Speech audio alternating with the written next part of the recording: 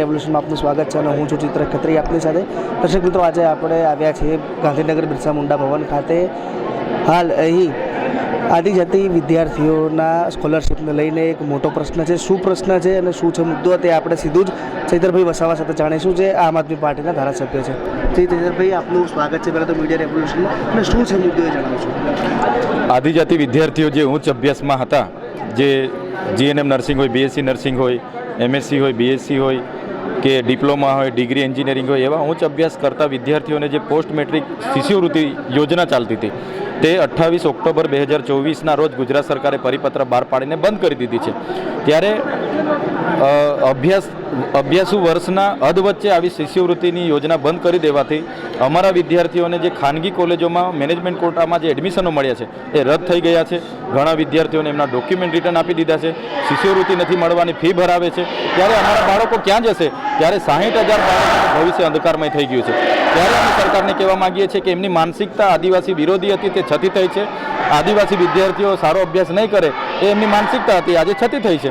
ત્યારે અમારું 3,410 કરોડનું આ ચાલુ વર્ષનું બજેટ છે, તો સરકાર તાઇફાઓમાં વાપરે છે અને વિદ્યાર્થીઓને સ્કોલરશિપ નથી આપતી. અમે ક્યારે ચલાવવાના નથી. દિન 5માં જો સરકાર આ પરિપત્ર રદ નહીં કરે, પુનઃ શિષ્યવૃત્તિ યોજના ચાલુ નહીં કરે, તો અમે તમામ જિલ્લાના આદિજાતિ કચેરીઓને તાળા મારીશું. દિન 10 પછી આ જ બિરસા મુંડા ભવનને ગાંધીનગર ખાતે આવીને તાળા મારીશું અને સચિવાલયનો પણ અમે ઘેરાવો કરીશું. આ જ બાબતે મનસુખભાઈ વસાવાનું કોઈ પણ નિવેદન સામે આવ્યું? આ કુબેરભાઈ ડિંડોરના આદિજાતિ વિકાસ વિભાગનો પરિપત્ર છે, ચૈતર વસાવાની વાત નથી. મને લાગે છે કે કુબેરભાઈને વિશ્વાસમાં લીધા વગર એમના અધિકારીઓ આ પરિપત્ર બહાર પાડ્યું હશે. તો કુબેરભાઈ, તમે આદિવાસી મંત્રી છો, તમે શિક્ષણ મંત્રી છો અને આપણા વિદ્યાર્થીઓની 500 થી 600 કરોડ શિષ્યવૃત્તિનો કાપ મુકાય છે, તો તે કેમ તમે બોલતા નથી? 60,000 વિદ્યાર્થીઓના ભવિષ્યનો સવાલ છે, કેમ તમે મગનું નામ મરી નથી પાડતા? ત્યારે આવનારા ભવિષ્યમાં આવા નેતાઓને પણ આદિવાસી સમાજ વ્યાપારો આપશે. અને હું તો કેમ છું, આજે તો 800,000 વિદ્યાર્થીઓ સાથે અમે આવ્યા છે. જો દિન 10માં આનું નિરાકરણ નહીં આવશે તો વિદ્યાર્થીઓ સાથે, વાલીઓ સાથે હજારોની સંખ્યામાં અમે મોરચો લઈને અહીંયા કૂચ કરીશું, બિરસા મુંડાને તાળાબંધી કરીશું અને સચિવાલયનો અમે ઘેરાવો કરીશું. જી ધન્યવાદ. તો દર્શક મિત્રો, આ હતા આમ આદમી પાર્ટીના ધારાસભ્ય ચૈતર વસાવા. દર્શક મિત્રો, સાથે સાથે આપણી સાથે વિદ્યાર્થી નેતા યુવરાજસિંહ પણ ઉપસ્થિત છે. આપણે તેમની સાથે પણ વાત કરીશું. આપનું સ્વાગત છે મીડિયા રેવોલ્યુશનમાં. શું છે મુદ્દો? ખાસ કરીને અત્યારે આદિવાસી સમાજના બાળકો ભણી ગણીને આગળ વધી શકે એટલા માટે પોસ્ટ મેટ્રિક શિષ્યવૃત્તિ યોજના 2010થી શરૂ હતી. તેમાં અલગ અલગ મેનેજમેન્ટ કોટા, સ્ટેટ કોટા અને વેતન કોટા, એમાં શિષ્યવૃત્તિ આપવામાં આવતી હતી. એમાં ખાસ કરીને જે મેનેજમેન્ટ કોટા છે એ શિષ્યવૃત્તિ અત્યારે બંધ કરવામાં આવી છે. એટલે અમે આજે બિરસા મુંડા કચેરી ખાતે આવ્યા છીએ, જેના દ્વારા આ પરિપત્ર કરવામાં આવ્યો છે. એ પરિપત્રમાં અધિકારીને મળી અને આમાં જે લાઈન લખવામાં આવી છે કે શિષ્યવૃત્તિ જે છે મેનેજમેન્ટ કોટાને મળવાપાત્ર રહેશે નહીં, તો અમે સંયુક્ત સચિવ આદિજાતિના મનીષ શાહ સાહેબે જે આ પરિપત્ર કર્યો છે તેમાં અમે કમિશનરશ્રીને મળવાના છીએ અને કમિશનરશ્રીને કહેવાના છીએ કે 60,000 વિદ્યાર્થીઓને આને કારણે નુકસાન થઈ રહ્યું છે. એટલે 60,000 વિદ્યાર્થીઓની સાથે સંકળાયેલા છે. અને જો શિષ્યવૃત્તિની વાત આવે તો 75% ગ્રાન્ટ એ કેન્દ્ર સરકાર આપે છે, 25% ગ્રાન્ટ એ રાજ્ય સરકાર આપે છે.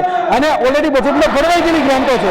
તો શા માટે પ્રવેશ પ્રક્રિયા પૂર્ણ થઈ ગયા બાદ આ શિષ્યવૃત્તિ અટકાવવામાં આવી છે? તમે શિષ્યવૃત્તિ અટકાવવાના હોય તો પહેલાં તમારે જાણ કરવી છે. અત્યારે તમામ પ્રકારની સંસ્થાનોમાં પ્રવેશ પ્રક્રિયા પૂર્ણ થઈ ગઈ છે, ફ્રી સીટ કાર્ડ આપી દીધા છે અને પછી આ મેનેજમેન્ટ કોટાની શિષ્યવૃત્તિ બંધ કરવામાં આવી છે. અને આ માંગનું તમે જે કરો છો એનું નેગેટિવ રિઝલ્ટ આવ્યું તો તમે શું કરશો આગળ? અત્યારે અમે 500 વિદ્યાર્થીઓ સાથે રજૂઆત કરવા માટે આવ્યા છીએ.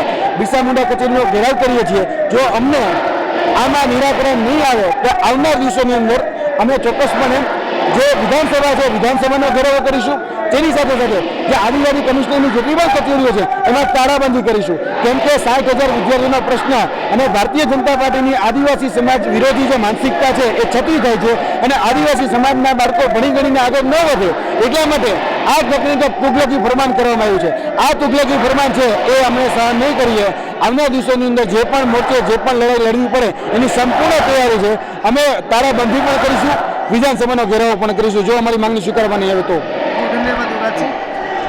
તો દર્શકો તમે જે પ્રમાણે જોયું કે યુવરાજસિંહ દ્વારા એક ખુલ્લી ચીમકી આપવામાં આવી છે કે જો માંગો પૂરી નહીં થાય તો વિધાનસભાનો ઘેરાવ પણ કરવામાં આવશે અને બિરસા મુંડા ભવનને તાળાબંધી પણ કરવામાં આવશે. આજ આદિજાતિ વિદ્યાર્થીઓના મુદ્દાને લઈને લેટેસ્ટ અપડેટ કરવા માટે મીડિયા રેવોલ્યુશનને હાલત સબસ્ક્રાઈબ કરો, વિડીયો લાઈક અને શેર કરવાનું ભૂલશો નહીં. ફરી એકવાર નવા અપડેટ સાથે મળીશું. સુધી મને મારા સાથી તેજસ દેવેને રજા આપશો. નમસ્કાર.